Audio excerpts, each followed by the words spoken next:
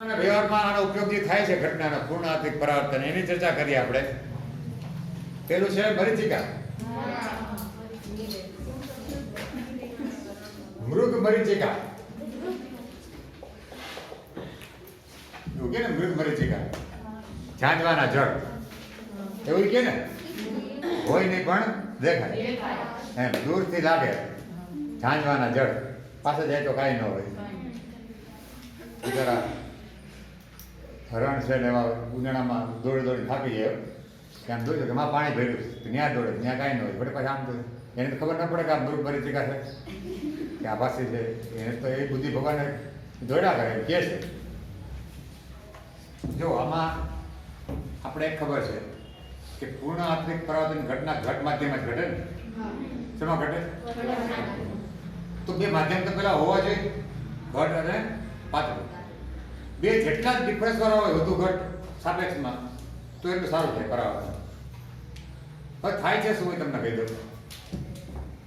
સમજો કે આ કોઈ રોડ છે અથવા જમીન છે અને આ કોઈ આ વૃક્ષ છે, બરાબર.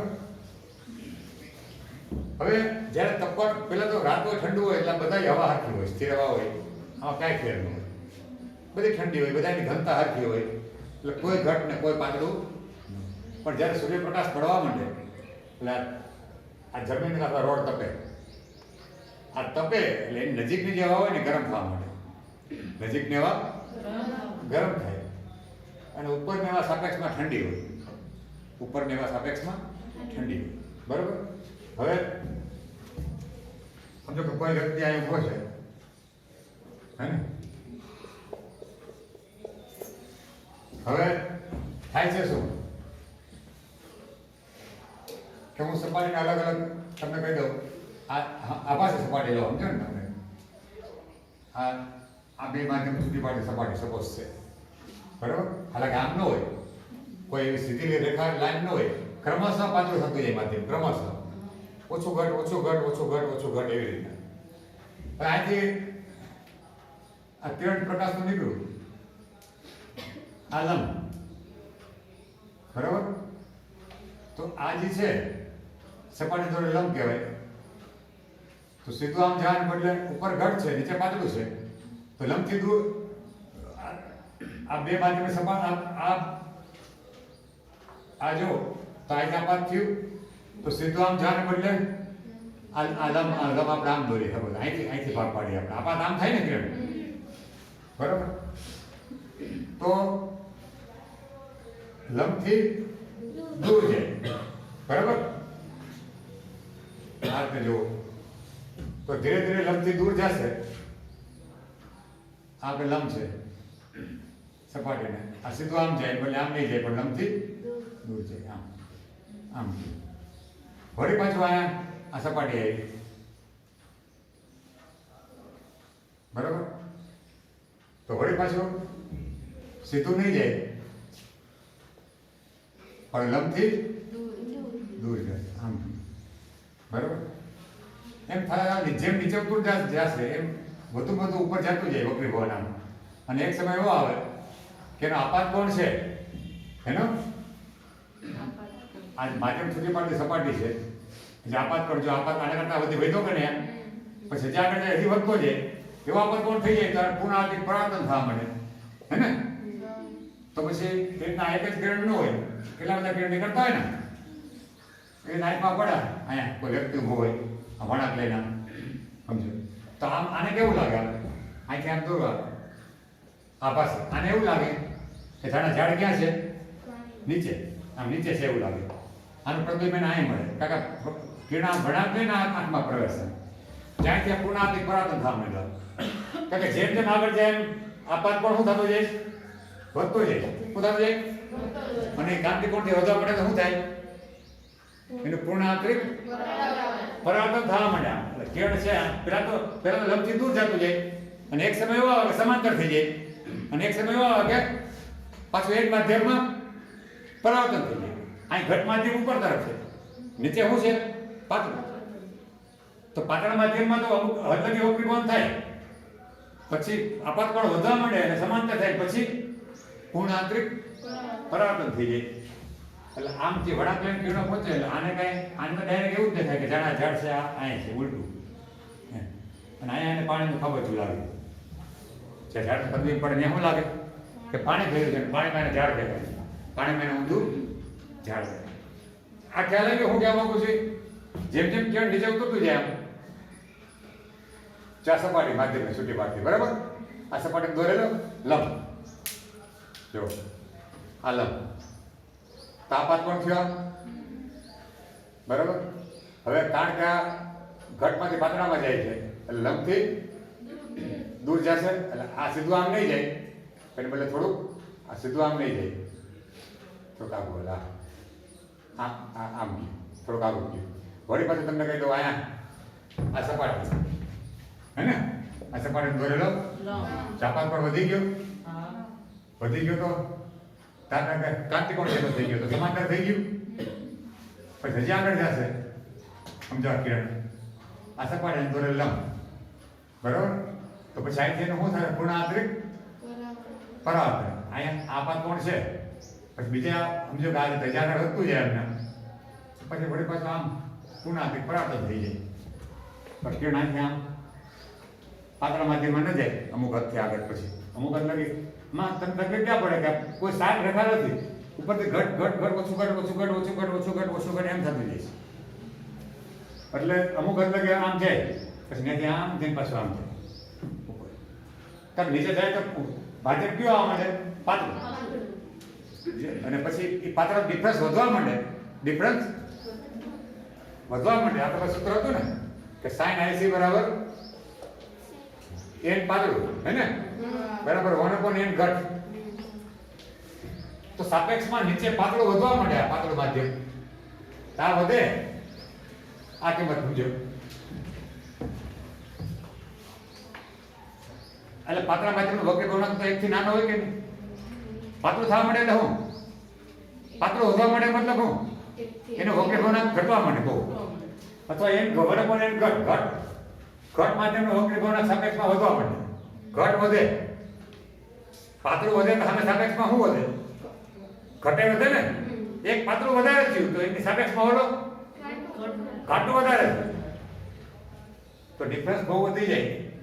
એટલે એક ઘટે બહુ વધી ગયું સમજો, તો છેદ વધી ગયો તો આ કિંમત ઘટી ગઈ, ઘટી જાય. sin IC ઘટી ગઈ તો IC ઘટી જાય, તો IC બહુ નાનો થઈ જાય નીચે જેમ આવતું જાય, કારણ નીચે ગરમ હવા આવતી જાય, તો IC એવો નાનો થઈ જાય કે આરામથી કોઈ પણ કિરણ જે આવતું હોય એ IC કરતા વધી જાય આપાત કોણ.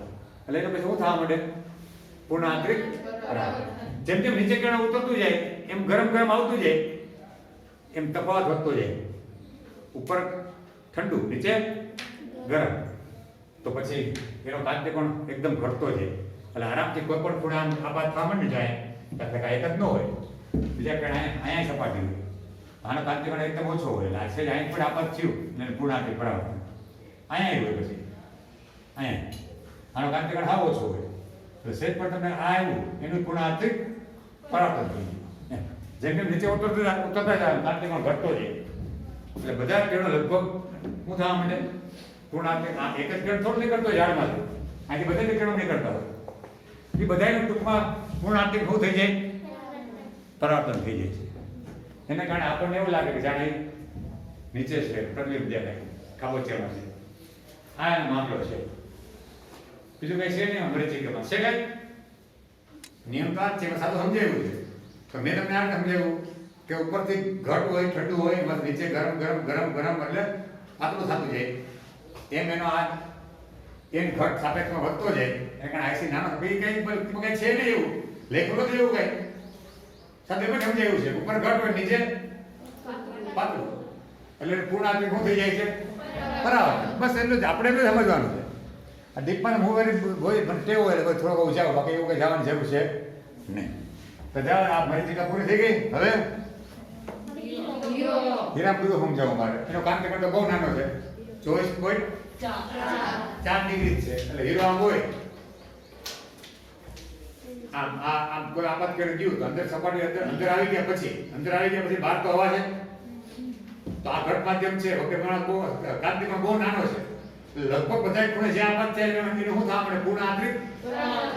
એટલે ઘણા બધા પાઠ પડેલા હોય ત્યાંથી આમ નીકળી જાય ને આમ થઈને આમ નીકળી જાય આમ નીકળે એ કેળ ચારે કહો ફેલા એટલે એ ચરકાટ વાળો હીરો લાગે શું લાગે અને જો કાંતિ પણ બહુ મોટો હોય સાદા ગ્લાસ પર હીરો બનાવો નકલી હીરો તો અહીંથી દાખલ થયું ને અહીંથી નીકળી ગયું સાઈડમાંથી કઈ નીકળે તેનો ચરકાટ એટલો હોય નહીં સીધું સીધું નીકળી જાય તેનો ચરકાટ એટલો ન હોય થોડોક ભાડા પડ્યા એટલે ખાચા કિંમત એટલે જ છે ને એ કઠણ છે એટલે છે કે આપણે પહેરીએ નાકમાં કે કાનમાં હીરો તો આપણે કઠણને પોતે ન મતલબ ભાઈ એવો હીરો કઠણની વાત હતી એટલે ડીલમાં કામ લાગે કોઈ કાપવું હોય ને પથ્થર કાપવો હોય એમાં કામ લાગે હીરો પણ આપણે તો પહેરવા તો કામ નથી એવું પથ્થર કાપવાનો કઈ સવાલ તો કામ પહેરીએ ભાઈ કારણ કે એનો ચડકાટ વધારે હોય એનો ચડકાટ યોગ્ય રીતે એમાં પાઠ પડેલા હોય કારીગર વ્યવસ્થિત તો એ જ કારીગર ક્રામ કાચ પર પ્લેટ કાચમાં પાઠ પાડે તો એમાં એટલો ચમકાર ના આવે જેટલો હીરામાં આવે કારણ કે હીરાનો કાંતિકોણ કેવો છે બહુ નાનો છે લગભગ બધા જ આપાત પણ હોય કાંતિકોણથી મોટા કારણ કે નાનો છે તો 24 થી મોટા કોણ આપાત થાય 25 ડિગ્રી 26 ડિગ્રી બધા પૂર્ણાંક શું થવા માટે બરાબર એટલે ફોરનથી અંદરથી બહાર નીકળે કેળું અંદરથી પછી આમ ફટકાય પછી ચાલીની જગ્યા પણ બહાર નીકળવા માંડે અસંખ્ય હોય કેળું તો જેટલા પાઠ વધારે પાડેલા હોય એટલો વધુ હીરો ચમકે પણ હીરામાં એવું થાય કેટલા જ પાઠ એમાં પાડે કાચમાં સાદા તો એટલો ચમકે નહીં સવાલ બીજું વધારે કાંઈ છે નહીં મારે સમજાવું તો સમજાવું એમ બીજું બરાબર એ સમજાવવા જેવો છે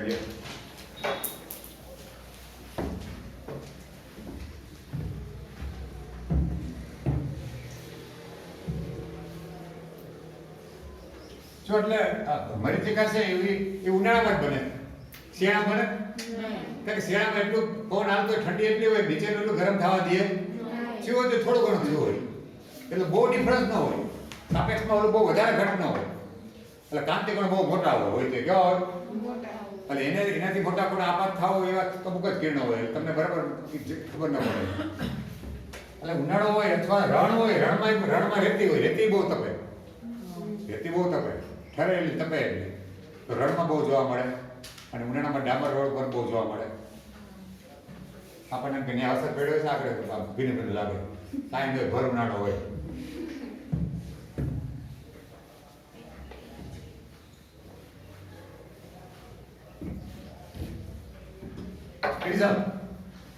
પ્રિઝમના એના ત્રણમાં ઉપયોગ કીધા છે ત્રણ પ્રકાર આકૃતિ આપી જો એક તો કંઈક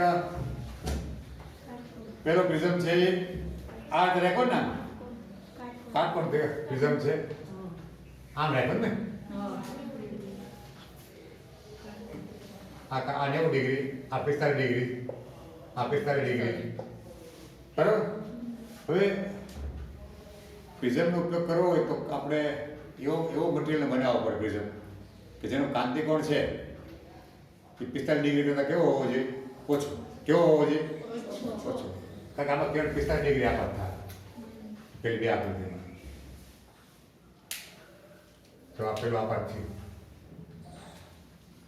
બરાબર સીધું આપાત થયું હવે સપાટી લંબ આપાત થાય ને ન તો એનું વક્રીભવન થાય છે ન તો એનું પરાવર્તન સીધું નીકળી જાય બહાર લંબ કિરણનું કોઈ વક્રીભવન થતું નથી કોઈ પરાવર્તન થતું એટલે એ જ દિશામાં ભલે માધ્યમ ગમે હોય એટલા બદલી થાય સીધું આમ થાય અહીંયા અથડાણ હવે અહીંયા હું સપાટી લંબ દોરું આ લંબ તો આપાત પણ થયો કે નહીં હે હવે થયો કેટલો જો આ 45 આ 90 આ 45 થયું આ 45 તો આ 45 થયો કે નહીં કારણ કે આ તો લંબ દોરેલું આ તો 90 છે 45 તો હવે આ કાંત એવા દ્રવ્યનો બનેલો હોવો જોઈએ કે આપાત કોણ છે કાંતિકોણ કરતા વધી ગયો હોવો જોઈએ તો ક્રાઉન કાચ અને ફીલ્ડ કાચ જો એના કાંતિકોણ જો 45 ઓછા છે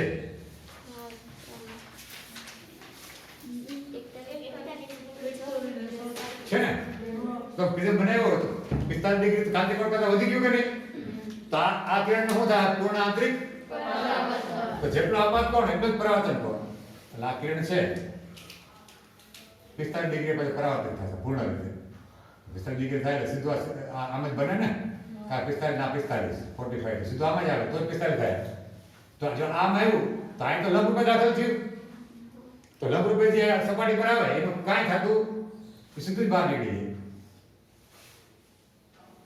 એટલે બીજું કિરણ કોઈ હોય સેમ ઘટના એ બને સેમ આ બાજુ આ એ બી આ એ ડેશ બી તો જો આયા છે ને આ 90 ડિગ્રી આવર્તન થયું ઓકે આ જે કિરણ આવ્યા એનું કેટલા ડિગ્રી આવર્તન થયું આ 90 ડિગ્રી આવર્તન જોતું હોય તો આ રીતે આપણે પ્રિઝમનો ઉપયોગ કરી શકીએ પ્રકાશનું પછી ઇમેજનું 90 ડિગ્રી આપણે જોતું હોય આવર્તન તો ઉપયોગ કરીશું બીજું તમને આપ્યું છે એમાં આમ પ્રિઝમ રાખ્યો ને હે ને આ 90 ડિગ્રી બરાબર હવે જો આમાં શું થાય છે આ સીધું લંબ ગયું તો સીધું સીધું વહી જાય અહીંયા આવ્યું અહીં સપાટી લંબ દોરવું તો આ 45 થાય 45 ના પણ 45 ડિગ્રી પરિવર્તન થાય બરાબર તો જો અહીંયા બધા લંબ દોરવું સપાટીને હે ને તો જો આને એવું હવે આ 45 તો આ 45 હોય અથવા અહીં જોવો તમે આ 45 આ 45 હોય આ 45 આલમ ને આલમ 90 બનાવે આ 45 45 90 45 45 જ થાય છે બધું અંદર તાપમાન પણ 45 નો થયો કે નહીં તો 45 તાપમાન કોણ તો વધી ગયો ને કાંતિ કોણ કરતા હે ને તાર મોટા ગુણ આંતરિક પરાવર્તન ને ડાયરેક્ટ આપાત કોણ ઇક્વલ ટુ પરાવર્તન 45 કોણ બનાવે સીધો આને સમાંતર થાય આમ બહાર આવ્યું કે બરાબર તો એવું બીજું પેડ મૂકો તો એનું એમ જ થાય આ એ ના બી આમ ગયું આમ આવ્યું હે ને આ એ ને એ ડેશ હે ને અને એવી રીતના બી અને બી ડેશ તો તમે જો અહીંયા આમ ગયું ને આમ આવ્યું તો 180 થયું કે નહીં કેટલું આવર્તન થયું વિરુદ્ધમાં આવ્યું તો 180 નું આવર્તન જોતું હોય તો આ રીતે ગોઠવણી કરે પ્રિઝમની 180 નું આવર્તન જોતું હોય તો આ 90 નું આવર્તન જોતું હોય તો પ્રિઝમ બરાબર આ રીતે આવર્તન મેળવવા પ્રિઝમનો ઉપયોગ થાય ને એમાં પૂર્ણાંતિક પરાવર્તનની ઘટનાનો ઉપયોગ થાય છે બીજું આ રીતે કોઈ પ્રિઝમ હોય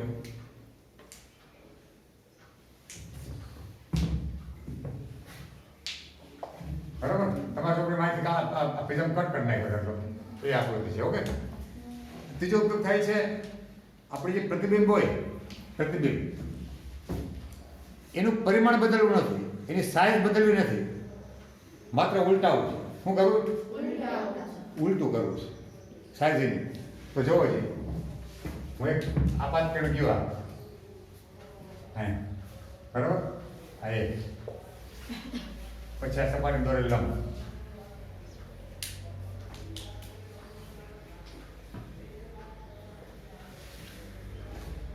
પાત્રમાંથી તો પુનરાવર્તન બને નહીં વક્રીભવન થાય ને તો સીધું તમને કહી દો આમ જાઓ પાત્રમાંથી ઘટમાં જાય સીધું આમ જવાને બદલે લંબ તરફ પડે ને લંબ તરફ પડશે આમ સીધું નહીં જાય પણ લંબ તરફ પડશે આનો હવે હે ને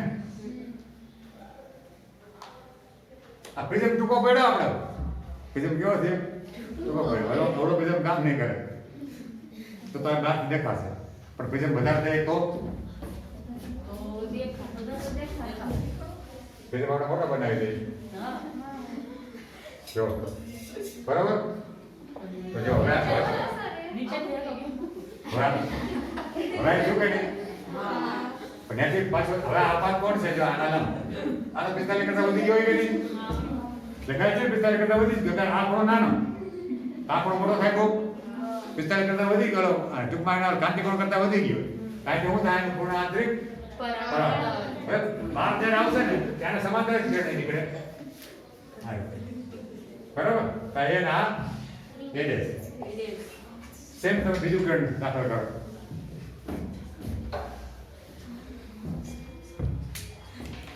આ ઉપર કિરણ ઉપર થઈ જશે આ સપાટી લંબ તો એ ઉપરને બાય રહી જાય એ સમજો ને બરાબર આ બી તો આ સપાટી દોરે લંબ બરાબર તો લંબ તરફ થોડું પડે હે એવું અહીંથી ગુણાત્મક શું થાય બરાબર તો જો આ બી અને આ બી ડેશ ઉલટાઈ ગયું કે નહીં આ એ બી એમાં શું થઈ ગયું બી ડેશ એ ડેશ તો પ્રતિબિંબને ઉલટાવવામાં થાય એનું પરિમાણ હરખું જ રહે સાઈઝ સેલમાં કંઈ ફેર ના પડે એમાં આમ તો એમ જ છે ને થોડુંક એને વ્યવસ્થિત જોઈ નહીં હા આપણે થોડી તૂટી ટાટી વાળી હોય હે અરે પ્રિઝમ ટૂંકો કરે તો ભાડે નીકળી ગયું હવે પ્રિઝમનો પાયા વધારો કર્યો હે એ હું દેખાય મને તો ખબર નથી હું આમાં દર્શન કરે સિલિકા શુદ્ધ સિલિકા એટલે કે અથવા ફ્યુઝડ ગ્લાસ ફ્યુઝડ એટલે પીગળેલો એકદમ અને એને શુદ્ધ કરેલો હોય એના તાતડા બનાવેલા હોય ફાઈબર ગ્લાસ ફાઈબર કહે છે મજબૂત હોય પછી એની પર એક પડ ચડાવેલું હોય એને ક્લેડિંગ કહે શું કહે ક્લેડિંગ એટલે કે આ ફાઈબર છે ઓપ્ટિકલ ફાઈબર એને શુદ્ધ સિલિકાના પાર્ટ્સ એની પર પડ ચડાવેલું હોય એકદમ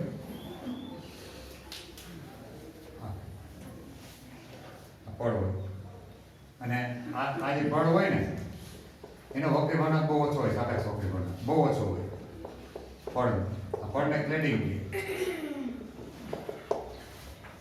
કહે આ ઓછો હોય એટલે પાતળો કહેવાય ને સાપેક્ષમાં ઘટ માધ્યમ કહેવાય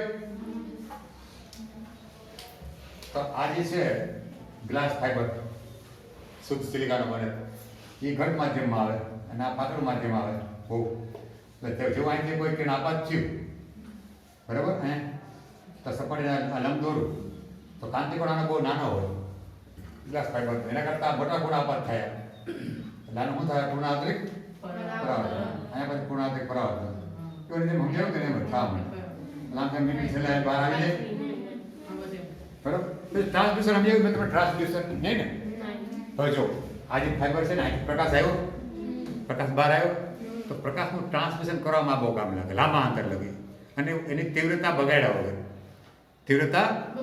વગર એમ તમારે આપ્યું છે કે 95% તીવ્રતા છે જળવાઈ ગઈ 1 કિલોમીટર લગી ક્યાં લગી 1 કિલોમીટર દૂર લઈ જાઓ ફાઈબરના તમે પ્રકાશને દૂર લઈ જાઓ આ પાઇપ જેવું કામ કરે છે પાણીને લઈ જવા શું હોય પાઇપ એમ પ્રકાશને લઈ જવા ફાઈબર હોય આપણે પાણીના પાઇપમાં સાઈડમાંથી પાણી નીકળે સાઈડમાંથી પાણી નીકળે આ છેડે પાણી દાખલ થાય બીજે છેડે પાણી નીકળે એવું જ હોય કે નહીં બસ આમાં એક થાય પ્રકાશ એની જેમ જ કામ કરે સાઈડમાંથી પ્રકાશ બિલકુલ લીક થતો નથી એક છેડે દાખલ થાય બીજા છેડે પ્રકાશ બહાર આવે તો આ પ્રકાશ માટે કાંઈકનું કામ કરે છે ઓપ્ટિકલ ફાઈબર એની પર ક્લેડિંગ ચડાવેલું હોય વ્યવસ્થિત હવે પ્રકાશ દાખલ થાય પ્રકાશ બહાર આવે પ્રકાશનું ટ્રાન્સમિશન થયું વચ્ચે તો પ્રકાશ દાખલ કોણ કરે તો કે ટ્રાન્સડ્યુસર કોણ પ્રકાશ જીરે છે એ પણ ટ્રાન્સડ્યુસર છે હવે તમને કહે સાહેબ ટ્રાન્સડ્યુસર એટલે શું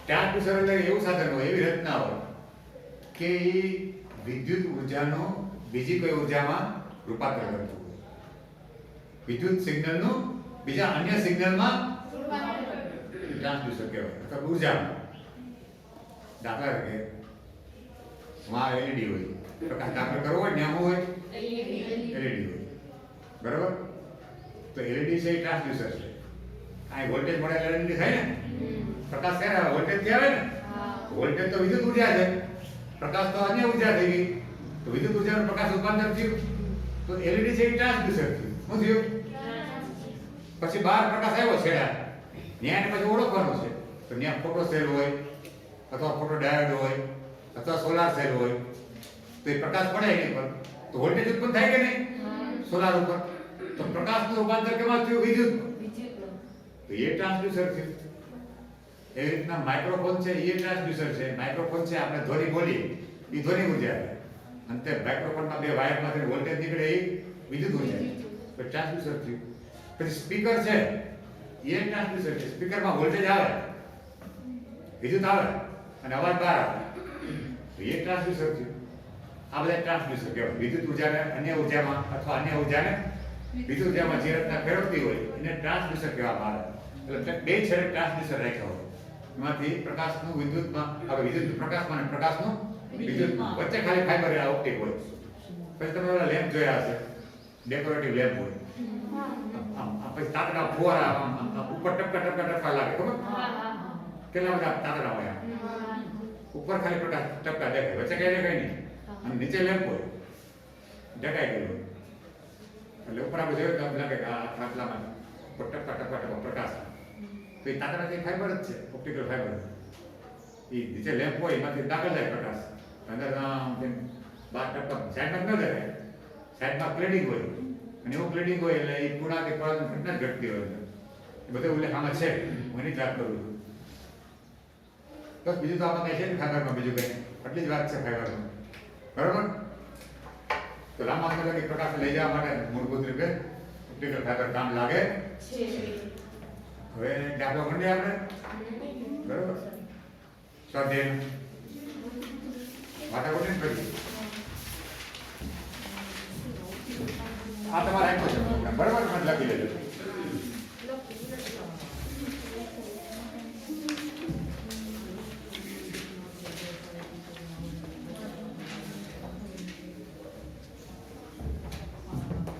તમારા મુદ્દા સરસ નોંધ બનાવી લેવાય, જે સમજ્યા હોય ને આપણી ભાષામાં. એવું નહીં કે મારા છોકરાને કોઈ વાંચવાનું, મેં મુદ્દા લગભગ ચર્ચા કરી દીધી હોય.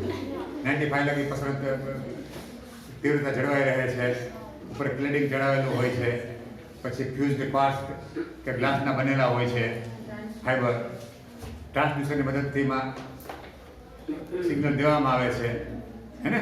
આ બધા મુદ્દા છે એમાં.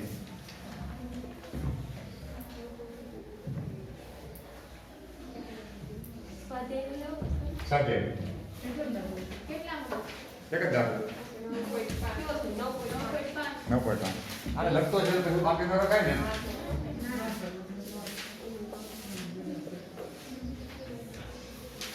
આ પાણીનો ટબ છે, હા ટાંકી.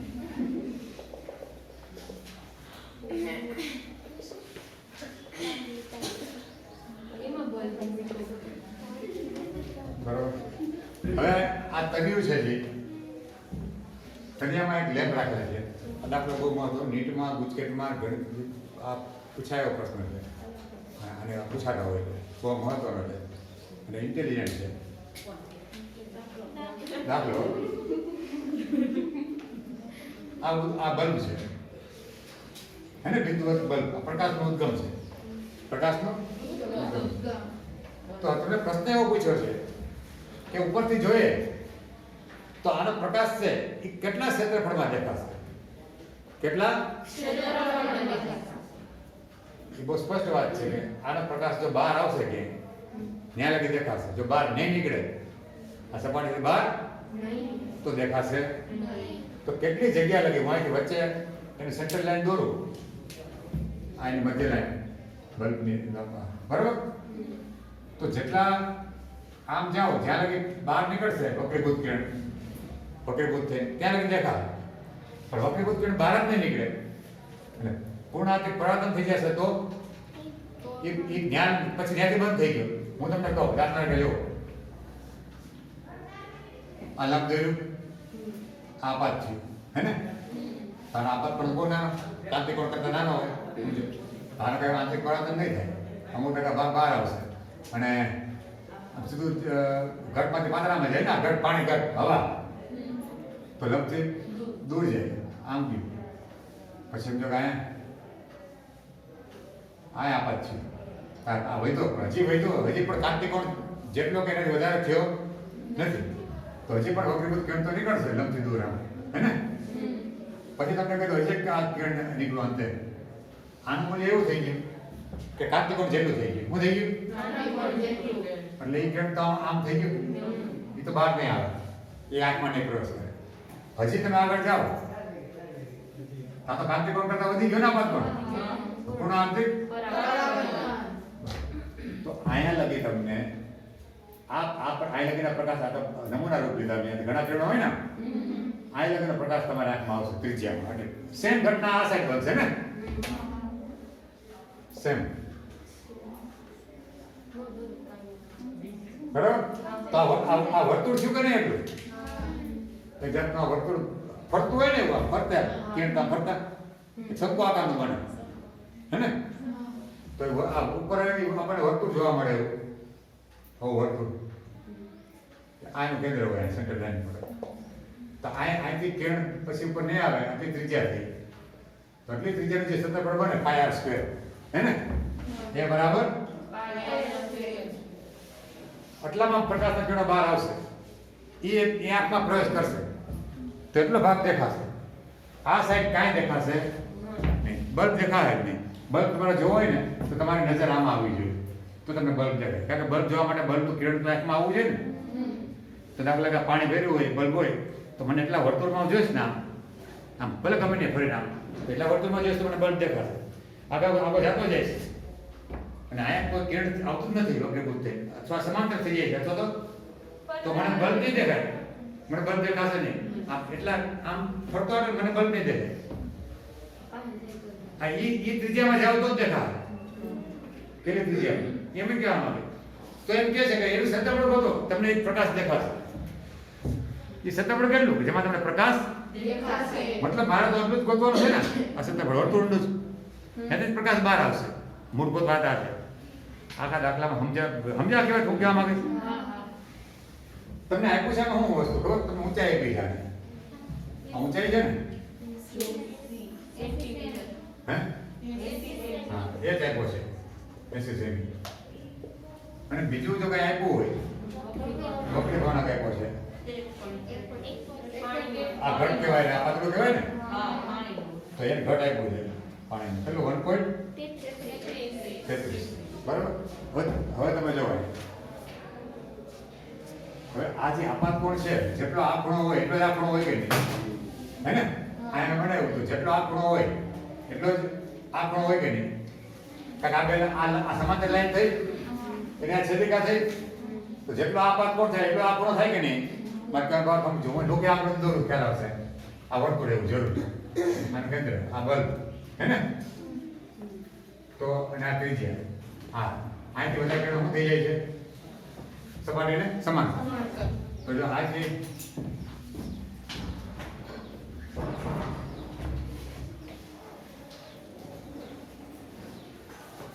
અહીંથી બધા કિરણો છે એ બધા કહી દો કે સપાટીના સમાંતર થઈ જાય તો આગળ જાવ પૂર્ણ આંતરિક પરાવર્તન થઈ જાય બરાબર તો આ સપાટી દોરે લંબ હે ને તો આ પાસ પણ થયું ને આઈસી હે તો આ ખૂણો કેટલો થાય સેમ થાય કે નહીં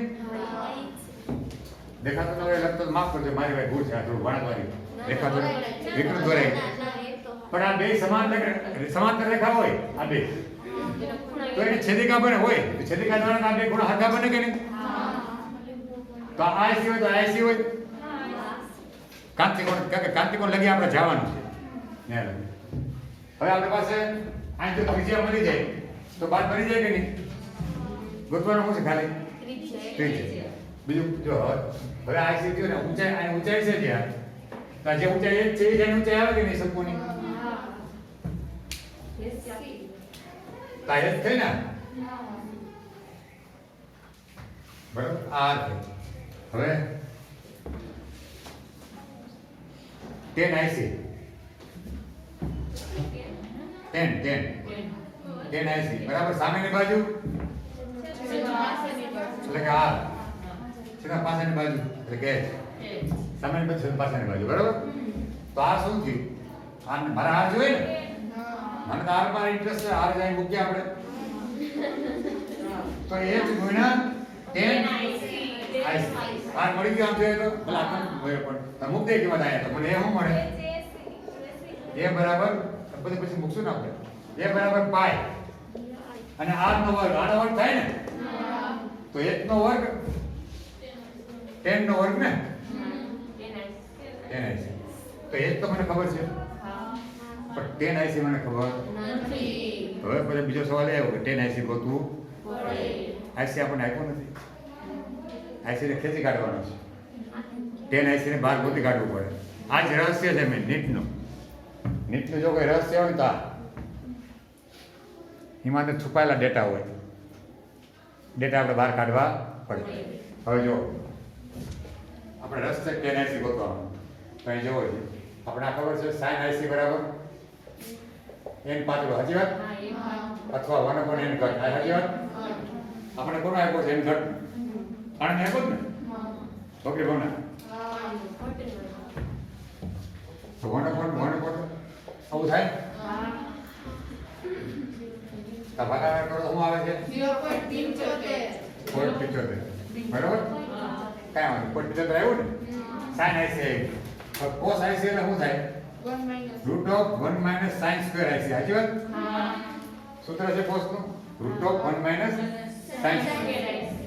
બરાબર, √1 - આનો વર્ગ કરો. sin એટલે 0.75 ને? એનો વર્ગ 0.5625. એકમાંથી બાર કરો 0.5625 ને. એનું રૂટ કાઢો. 0.66 એ મળી ગયા. પણ 10 IC શું થાય? 10 IC એટલે sin IC upon sin IC એટલે 0.75, cos IC એટલે 0.6614. 1.13 જો આ આપણે 10 IC ગોતી કાઢ્યો ને? આ રહસ્ય છે એમાં. બરાબર? બરાબર. જો 5 એટલે 3.14, h એટલે 80 નો વર્ગ 6400, h 80 એનો વર્ગ એટલે 80 ગુણ્યા 80 હે ને? અને 10 IC એટલે આ 1.13 નો વર્ગ કરો જી. હે આ બધું તમને ગણતરી આ બધું જોવો છે. આનો વર્ગ કરો.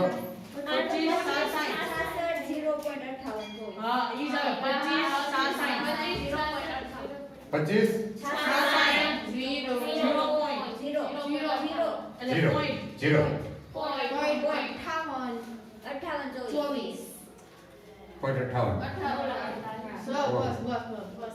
આ સેમી સ્ક્વેર આવ્યું ને? એટલે ઊંચાઈ સેમીમાં હતી. હવે મારા 1 સેમી એટલે 10 ની -2 થાય. એનો વર્ગ એટલે 10 ની -4 થાય. 1 સેમી એટલે 10 ની -2 મીટર. મીટર તક જવાબ તમારા મીટર્સમાં આવ્યો, મીટર સ્ક્વેરમાં. એટલે તો 1 સેમી એટલે 10 ની -2 મીટર નો વર્ગ છે એટલે 10 ની -4 મીટર સ્ક્વેર. તો 10 ની -4 કરો 4 મીટર કપાય, 4 પોઈન્ટ કપાય, 2.56 મીટર સ્ક્વેર આવે. મીટર સ્ક્વેરમાં ફેરવો એટલે સેમી સ્ક્વેર ને મીટર સ્ક્વેરમાં ફેરવો. કેટલા કેમે ઓર ને કે ઉપર? વેરી ગુડ, ધન્યવાદ. ચાલો કરું. સર તો આજે